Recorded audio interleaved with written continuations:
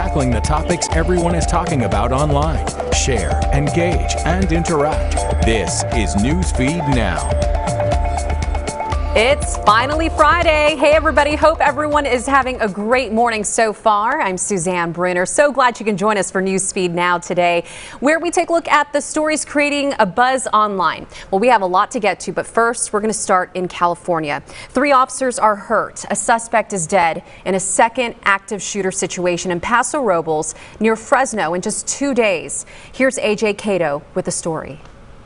A multi-agency 2-day manhunt ends with a deadly shootout. I know that the community has felt a lot of angst and a lot of fear, and I'm glad that this is finally over. The shooting spree began Wednesday morning when officers say 26-year-old Mason Lira shot a homeless man in the head, then opened fire on the Paso Robles Police Department, finally shooting responding San Luis Obispo deputy 28-year-old Nicholas Dreyfus in the head. Law enforcement agencies from around the area, as well as the FBI, tracked Lira through the night to this area of Highway 46 and Ramada in Paso Robles. San Luis Obispo Sheriff Ian Parkinson says they cornered him in a nearby riverbed, where Lira was spotted and opened fire, hitting an Arroyo Grande sergeant in the calf. The suspect was shot, and during the shooting, two more officers were injured. A CHP officer also hit in his bulletproof vest, and a Kings County deputy struck in the shin. Investigators believe Lira was specifically targeting officers. Every time that law enforcement got near to him, he engaged them in gunfire. Lira died on scene. Parkinson says this investigation is in its very early stages, and they'll be closely looking into Lira's past. He says his thoughts are with everyone involved. This was not by any means a happy ending. This was not happy. If we could rewind this, and he never engaged the police department, never engaged our officers, never shot my deputy, that would be happy. That would make me happy if we could rewind to that moment. All right, let's bring in Medeiros Babb from Fresno, California. She's been following this story. Medeiros, thanks for joining us. They're looking into Lira's background at this time, but do they know what prompted the shooting in the first place? They don't know exactly what exactly prompted it, but they did tell me that there is a long investigation. Yesterday, I did talk with Lira's family, who did tell me that he has been arrested several times around California and also in Oregon. They say that he has some history of mental health illness, and he's been living homeless on his own for a little while. He was born in Visalia. He then moved up to the Central Coast for a little while and then came back and spent most of his time in Visalia. But just about 3 weeks ago, he was arrested up in Monterey County for trespassing, as well as fighting and obstructing a police officer. He was booked into the jail there, spent about 3 weeks sentencing, and then was released. About a year ago in Oregon, there was an incident, the Klamath County Sheriff's Office telling me that he was arrested for making threats on an Amtrak train. There was a SWAT team that did show up at that incident. A couple of hours, the train was closed.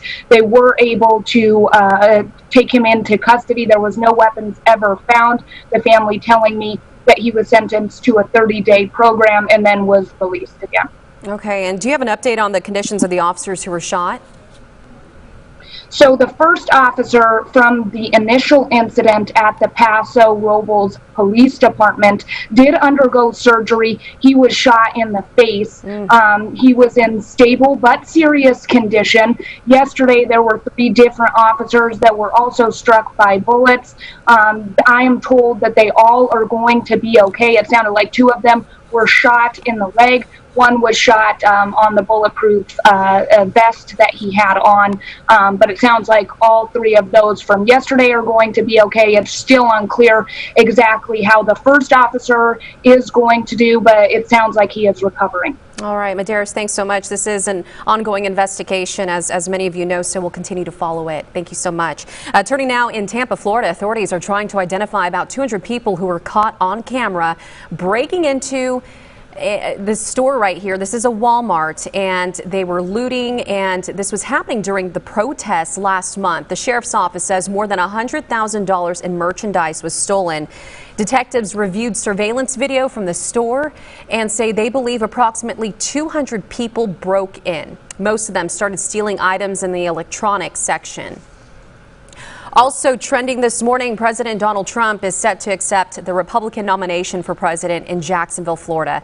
The August convention was originally set in Charlotte, North Carolina, but President Trump wanted it moved out of the state after the governor told Republicans it couldn't be fully attended because of the coronavirus.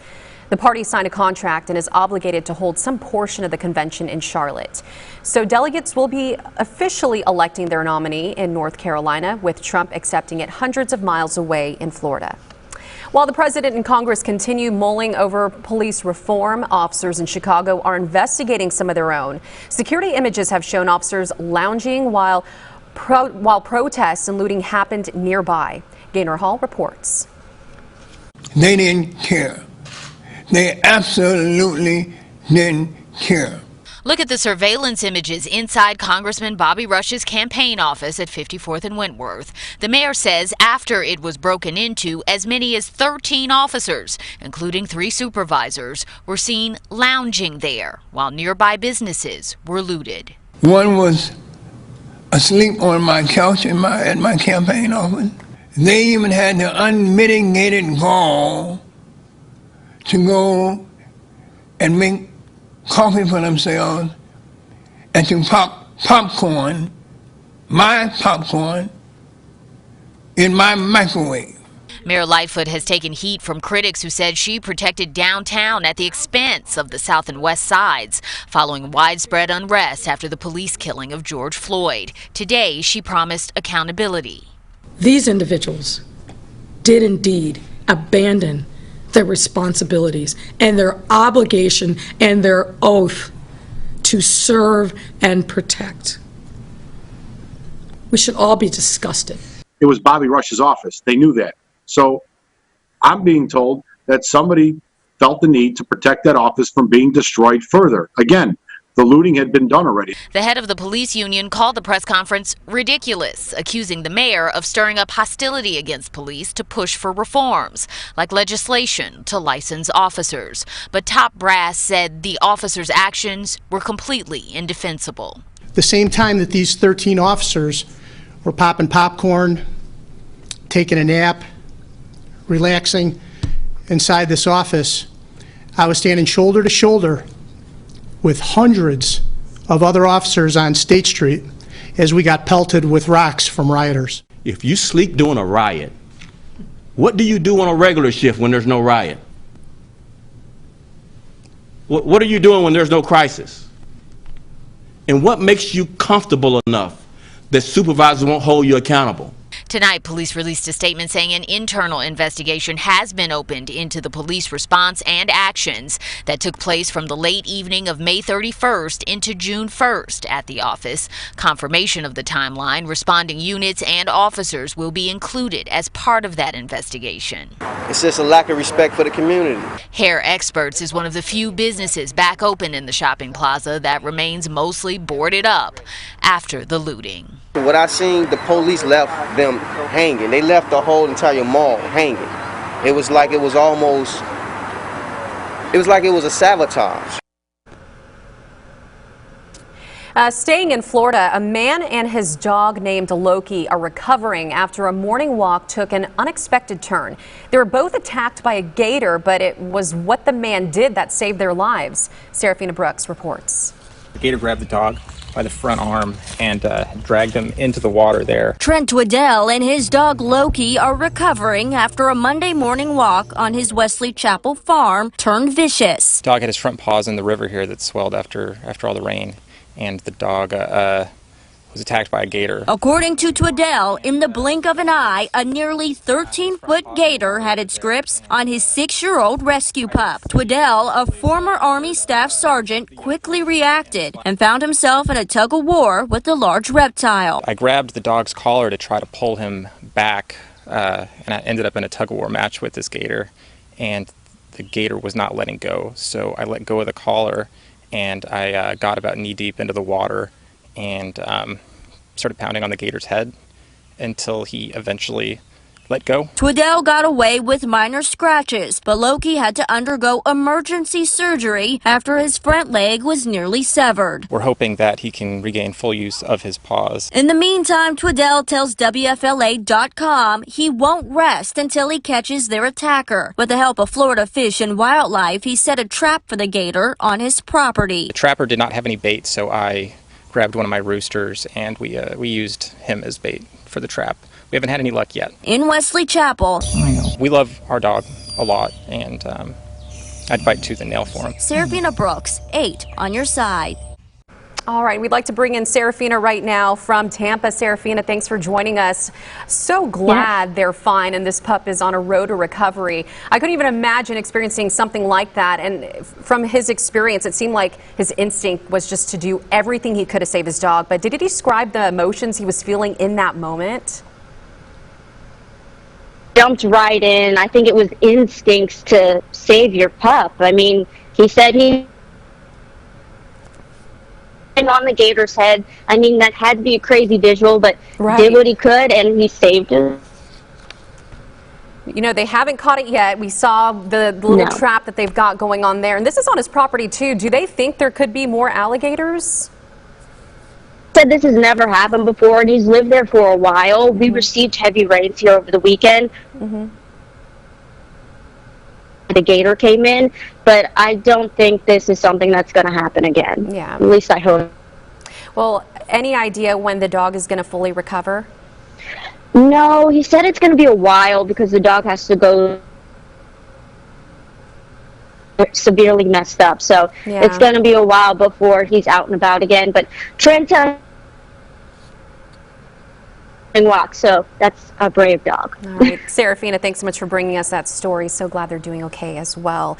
On to an emotional video posted by a Tennessee police officer. It sheds some light on the struggle many officers across the country are dealing with in today's environment. In the viral video, he said he's hanging up the uniform, saying the job is no longer what he signed up for. Stephanie Langston has the story.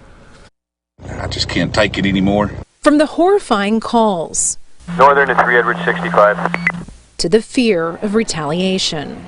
It's an eerie feeling to go anywhere and to feel like that there is a person following you. Officer Dustin Elliott says his family has suffered enough. We get told just about all the time that you arrest somebody, wait till I get out of jail, I'm going to kill you, I know where you live, I know who your family is. At some point you run across that one person, though, that you feel like he means business. Words and images that can't be erased, instilling the concern of never returning home to his wife and 2 little girls. The anxiety only heightened in today's environment.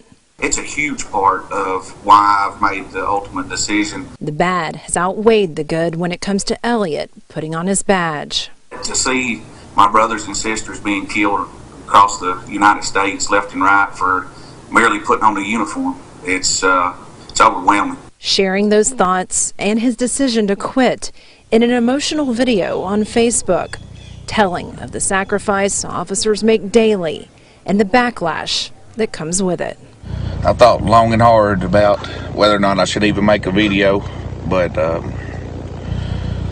feel like that today we all kind of need to understand where law enforcement is and the crusade against us that is weighing on every officer's heart in America right now. How people feel about you and the things that you do in this job, the sacrifices you make, that there's a lot that would rather see you dead just because of the uniform that you wear. There's a bad day coming for us. It is if we don't get a hold of this now. Now, Officer Elliott adds that he hopes that his decision does not deter new recruits, saying that we need more good guys and gals to pick up the badge, protect their communities, and serve justice. Reporting out of Franklin County, Stephanie Langston, News 2. All right, now we'd like to bring in Josh from Nashville, Tennessee, who's been following this story as well. Josh, thanks for joining us. You know, we've heard a couple of stories of police officers hanging up their uniform, but why did he decide to create this video? Well, I think he just had kind of that raw emotion and felt so strongly about it that he wanted to make sure that his video got out there, but he didn't expect that it was going to take off like this and become as viral as it is, but so many police officers across the country obviously feel the same way as he does. So they shared that video all over. It made it across the country here, and now it's been viewed so many times. But it's kind of that raw emotion that he feels just about the job that he did sign up for. And there are several officers, many of them, that feel kind of the same way he does. Yeah, it really brings some insight as to, what he's thinking, how he's feeling, and the things that he's facing. But what's been the overall reaction from people who are watching this video? I mean, just as you'd imagine with everything going on in the country right now, it's kind of been 50-50. You see those people who say they feel for him and they understand what he's going through and they love their officers. And then you have the other side that says, no, we don't feel for you. You signed up for this and you're not doing what you said you were going to do. And if you really cared about your job, you would stick with it through everything that's happening now. So as usual, it's kind of a 50-50 type situation. You're seeing both sides. Yeah. So he's calling it quits after 10 years. What's next for Dustin? He hasn't said exactly what he's going to do. I know that's kind of up in the air right now because this was kind of an abrupt end to his career. He just said he couldn't deal with it anymore, and even not knowing what he was going to do was better than dealing with what he's currently dealing with. All right, Josh, thanks so much. We appreciate that. Imagine what it would be like if you're about to have a baby in the middle of weather that is worse than Tropical Storm Cristobal. Well, Bill Woods has the courageous story from New Orleans. In the back of an ambulance, in the middle of a storm, a Louisiana mother-to-be, a 30-year-old beautician, is now ready to have her baby. It's like I was having a heart attack. Creating a flood of anxiety for her sister. My heart was beating like I was in labor, but, me and my sisters, I have 5 other sisters, so, I see my nieces and nephews be born all the time. But this one, it had my adrenaline pumping. In the perfect storm, the perfect baby was born. Lacey Dior, 6 pounds, 10 ounces. An absolutely adorable arrival. Lacey Dior. She's just like her sister and brother. They all look alike, but she's so sweet. Mom called 911 with her car and her 3 other kids stranded by the flood. Firefighters rescued the entire family in time to take Mom to the hospital for baby sister's first breath. She was just trying to get to the hospital in time. The baby came quick, like, I'm here. In her life, no doubt, Lacey Dior will hear the story again and again about how bad it stormed on that day she was born, June 10th, her birthday. You could tell she's gonna have that mean attitude, just like this storm, confused, but she's a very beautiful baby. She certainly is beautiful. Wow, what a story right there. We're going to bring in Bill Wood from New Orleans. What was it like just talking to her about her experience? I just got back from maternity leave, and I cannot even imagine what she was going through. That's scary.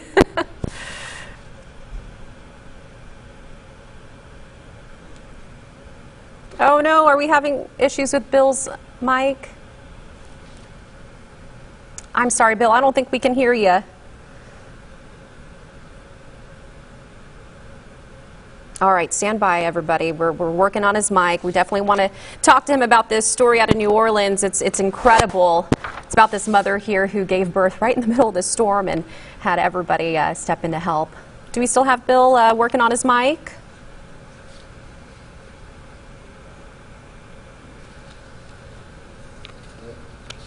All right. Well, you know what? Let's see if we can get him back in just a little bit. Let's move on to this next story, though, because I definitely want to hear from Bill. But before we go, isn't it enough to buy red roses on Valentine's Day and your sweetie's birthday? Nope.